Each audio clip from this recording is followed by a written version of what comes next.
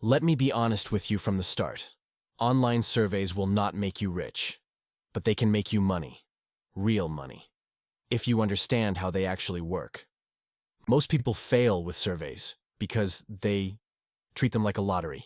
They sign up, click randomly, get disqualified, and quit. That's not how you win. Surveys are simple. Companies pay for opinions from specific types of people.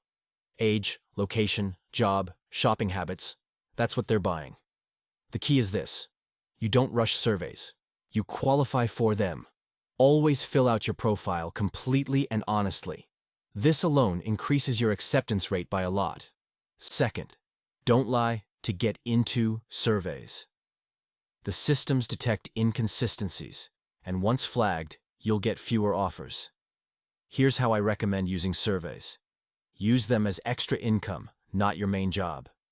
Think groceries, gas, subscriptions, or reinvesting the money into something bigger.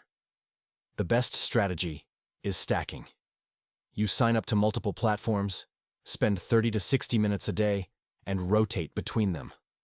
One survey might pay $2, another $5, another $10. Is it glamorous? No. Is it legitimate? Yes.